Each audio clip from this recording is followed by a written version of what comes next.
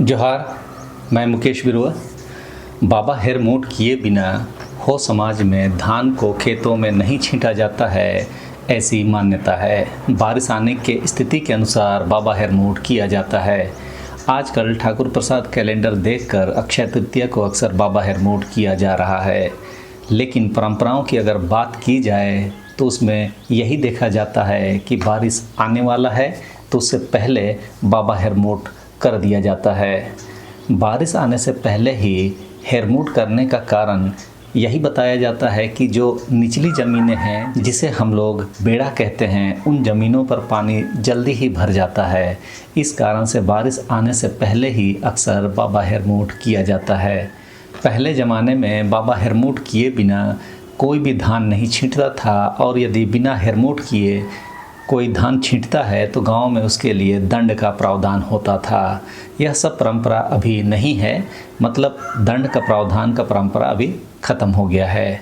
पहले ज़माने में यह 2 दिन बनता था, लेकिन आज के समय में एक ही दिन में यह संपन्न किया जाता है। और जितने घर अलग अलग होकर अलग अलग चूल्हा में खाना बनाते हैं, उसके हिसाब से हर कोई बाबा हेरमोट कर देते हैं। इस त्यौहार में साधारणतः अपने सगे संबंधियों को तो नहीं बुलाया जाता है, लेकिन अपने गांव में ही पूजा पाठ संपन्न होने के बाद लोग नाच गान के अखाड़ों में खुशियां मनाते हैं। पहले ज़माने में पहला दिन जो होता है उसमें गोबर से घर आंगन की लिपाई पुताई होती है, लेकिन आज के दिन में उसी दिन में घर आंगन में गोबर से लिपाई पुताई हो जाती है। उस दिन मसूर या उड़द दाल इत्यादि बनाए जाते हैं।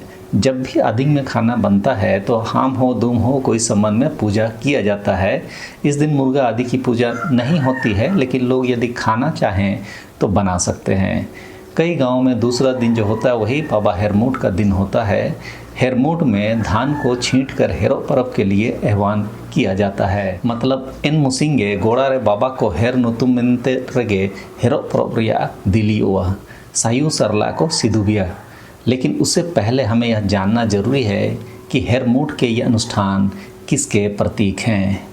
मैंने अपने पहले वाले वीडियो आदि में भी यह बात बताई थी कि हम आदिवासी लोग जंगल के जीवन से खेतीबाड़ी के जीवन में जब प्रवेश किए तो हेरमोट का त्यौहार मनाने लगे। पहली बात तो यह थी कि हम लोग जब खेत आदि जंगल को और झाड़ियों को साफ करके बनाने लगे तो उसी दरमियान में हमें हो भाषा में माँ नम चलू नम बोंगा बुरु के रूप में देसावली, जयरा, पौणी, गोआ बोंगा आदि मिले, तो हम इनका आह्वान करते हैं और धान की फसल उगाने का शुरुआत करने के लिए उनका साथ मिले, इसकी हम दुआ करते हैं।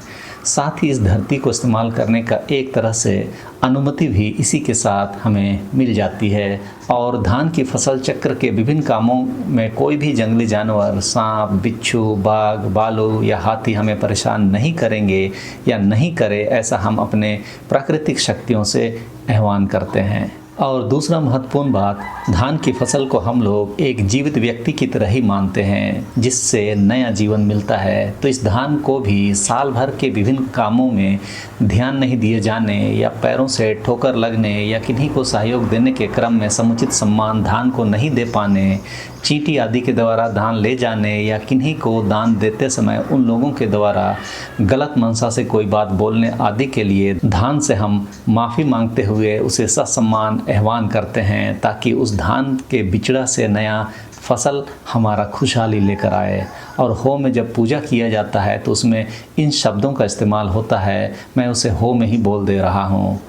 आबू मागे रे, बा रे, हेरो रे, परोबेन तन रे, सगे संबंधी को हुजुगे इमिते ओकोए दो बुले कनेते, ओकोए दो ओआते या कुरकुर कोते मांडी डिएं को बु नुए जमिया परब तला रे रा केते सुलुई केते मांडी बु जमिया एपरंगा बु गोपंदिया बु डिएं मांडी इडावा तेगावा एन लिखाते बाबा मान मनातिंग कोमेयाना मेंते बु मान मनातिंग उरहिए तिया दस्तूर गे बाबा हेरमोट दोबु काजीतने, ताकि नेन बाबा समय रगे अमनो का समय रगे हराव का, ताकि समय रबु कड़ाए का समय रबु इरे का बाबा यदि का अमनवा एन रदो अबु चास गे बुडवा इना मेनते बाबा हेरतिया समय बेटायन रे इनी अबु वा दुअर कोयते बु किया उरइये वान तंते अबु काजी उरइये मानतिंग उरइये बु का किया उरे की ते बाबा बुहेरे रे बाबा सड़ा कोदे सड़ा को तबु बुगी ते का होबावा ओटांगिना अपिरेना।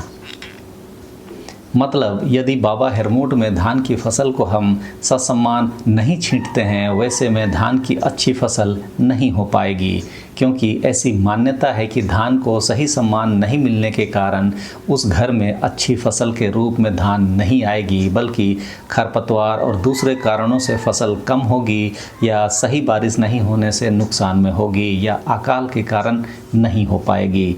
तो धान को भी जीवित लोगों की तरह अच्छे से मनाकर और अच्छे से सम्मान देकर हम लोग आह्वान करते हैं और अपने खेतों में छींटते हैं। हेरमोट के दिन घर आंगन और बांधी हुआ यानी गोडाउन को अच्छी तरह साफ किया जाता है। आंगन को गोबर से लिपाई पुताई किया जाता है। साधारणतः बाबा हेरमोट में लाल मुर्गे की बलि दी जाती है। लाल मुर्गे मानम चलुनम बोंगा बुरुओं को खुश करने के लिए चढ़ाया जाता है। जब भी सिंगबोंगा की उपासना होती है तब सफ़ेद मुर्गा की बलि दी जाती है। इसके बारे विस्तार से कभी और बात करेंगे, लेकिन बाबा हेरमोट के दिन लाल मुर्गे की बलि हम अपने खेतों में देते हैं। बांधी हुआ से धान आदि को धान छींटने वाले टुमकी में लिया जाता है। राशि और सिंदूर भी पूजा के लिए ले लिया जाता है। फिर घर का वैसा पुरुष व्यक्ति उसे कंधे पर उठाकर ले जाता है जिसका रईस अच्छा माना जाता है। ये सब जो दस्तूर है ये कालांतर में पैदा हुआ, डेवलप हुआ, मतलब इवोल्यूशन के प्रोसेस में आप कह सकते हैं।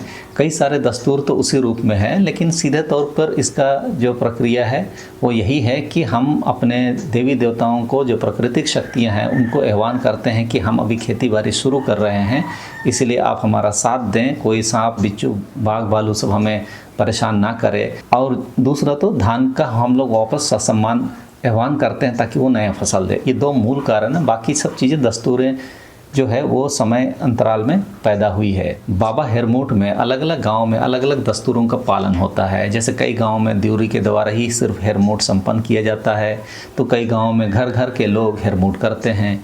कई गांव में सिंगबोंगा के नाम से सफ़ेद मुर्गा की बलि दी जाती है, और कुछ गांव में बकरे की भी बलि दी जाती है। कहीं कहीं पर साल की टहनी आंगन में लगाई जाती है, लेकिन आजकल लगभग यह रिवाज ख़त्म सा हो गया है। टुमकी में क्या क्या ले जाना है उसमें भी भिन्नता है, लेकिन धान और सिंदूर जरूरी है, साथ ही राशि भी ले जाना होता है। उसके अलावा बाकी सारी चीज़ें अपने अपने गांव समाज में जो दस्तूर चलने लगा उसके अनुसार लोग ले जाते हैं।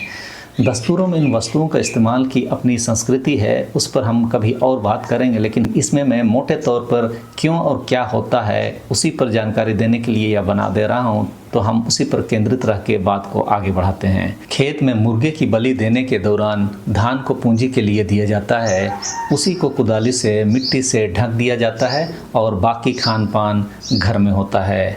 इस तरह धान का आह्वान ससम्मान करने एवं प्राकृतिक शक्तियों को आह्वान करने के साथ ही बाबा हेरमोट का पूजा अनुष्ठान संपन्न होता है। कई जगहों में खेत में पूजा पाठ करने के दौरान ही हेरो पर्व के लिए मानसिक भी कर दिया जाता है, यह कहकर कि यदि बारिश अच्छी होगी, धान की फसल लहलहाएगी और कढ़न के लिए तैयार होगी तो हम खस्सी पूजा में आपको देंगे। इस तरह बाबा हेरमोट संपन्न किया जाता है और हेरो पर्व के लिए दुआ किया जाता है कि हमारा कढ़न के लिए फसल तैयार मिले। जैसा कि मैंने अपने कई सारे दस्तूरों के फिलोसफिकल वीडियो आदि में भी कहा हूँ कि हो समाज में बहा पर्व को छोड़कर बाकी पर्व धान के फसल चक्र से संबंधित है। उनका प्रकृति से सीधे तौर पर संबंध तो नहीं है, लेकिन जंगल के जीवन से बाहर आने के बाद खेतीबाड़ी के ज़मीन में जब हमने प्रवेश किया और धान जैसे फसलों को उगाना शुरू किया, उसके बाद ही इन त्योहारों का अस्तित्व समाज में आता है। उसमें जो भी दस्तूरों का प्रादुर्भाव हुआ या जो भी दस्तूर हम पालन करना शुरू किए, वे सभी उस समय के हिसाब से जो भी द्यूरी या देवा ने कहा या जैसा करने के लिए कहा वही दस्तूर होते चले गए। लेकिन जब भी साल की टहनी आदि लगाने की बात आती है तो उसका सार मूलतः सरना की फिलॉसफी की तरफ हमें ले जाता है। यह भी गौर करने वाली बात है कि धान की फसल यदि हम अपने खेतों में नहीं छींटेंगे तो बाबा हेरमोट भी संभव नहीं होगा। तो इस तरह से प्राकृतिक शक्तियों के आह्वान और धान को नई फसल देने के लिए आह्वान के साथ मूलतः बाबा हेरमोट संपन्न होता है। और घर में खान पान होने के बाद गांव के नाच गाने वाले अखाड़ों में लोग मांदर और नगाड़े की ताल पर नाचते और गाते हैं। तो ये हुआ बाबा हेरमोट का जो मूल सिद्धांत है, जिसके बारे में मैं आपको ने बता दिया। दस्तूरों में कई सारी चीज़ें क्यों इस्तेमाल की जाती है, कैसे इस्तेमाल की जाती है, ये एक और बृहद आध्यात्मिक सेक्शन है, उस पर कभी हम और बात करेंगे। लेकिन इस समय के लिए इतना ही। सबों को धन्यवाद। जोहार।